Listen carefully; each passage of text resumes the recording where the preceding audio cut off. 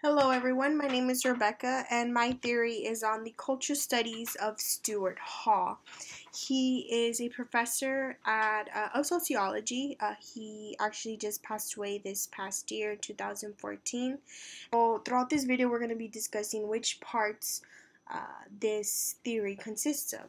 In order to understand this cultural studies, it really focuses on the way the media portrays society today, what different cultures, how each culture is described, depending on every certain culture has a certain class, certain economic class. Basically what this theory consists of. Now, the one of the first parts of the theory is ideology. In order to understand this theory, basically in simple terms, ideology is defined as the way people see each other, people see the way they see the world, the way they see how upper classes and lower classes. For example, I recently just saw Confessions of a Teenage Drama Queen. And in that movie, there's the higher power, the ideology that we see is that the higher power gets everything that they want. The most popular, the prettiest, always get what they want. And compared to, back to the movie, the other girl who, she's a new girl, she just moved into town, she's treated unfairly, she's treated really mean by this girl who has authority over her, according to the way they see. So that's kind of what ideology is, right? That's how we can compare, like, the popular girl in the movie, the prettiest of them all, always gets what they want, and then compared to the new girl or the geeky girl that never gets what they want. But then in the end of the movie, we always see that the popular girl or the person who has more authority, they don't get what they want. And that's what this theory is about. And he actually joined various other scholars for this theory. He used Marxism.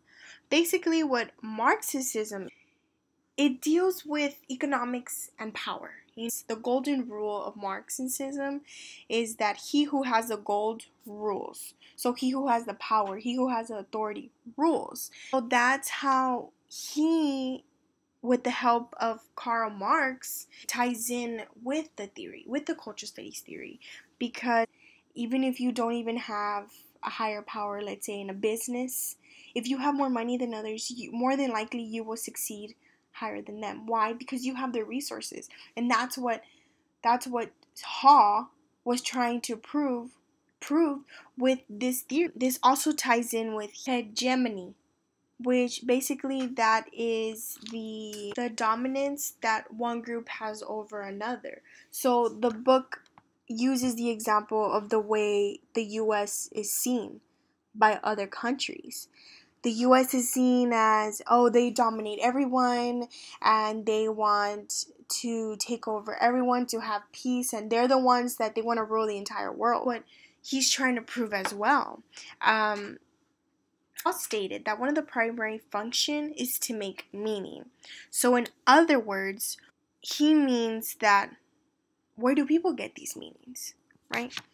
Where are people getting these influences? Well, we're being influenced by our culture. We're being influenced by, society, what we see on TV, by our personal beliefs.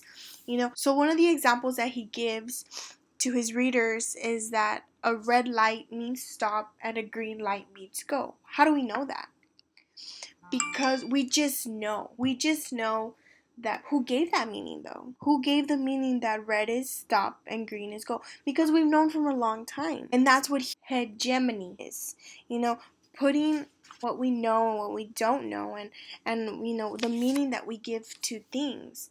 Money may mean something different to me than to my parents. My parents have all these bills. I have bills too, but when I was younger, my parents would get me anything and what I wanted, and then when they would say no, I'll be like, well, you have money. But it wasn't that easy to get money. And well, that's basically what cultural studies theory is. It's basically the way media influences us is a culture. We each have different cultures. It's the way media portrays social classes, and that's what Stuart Hall, and the help with his other colleagues, stated in this theory. So I thank you for listening to my video.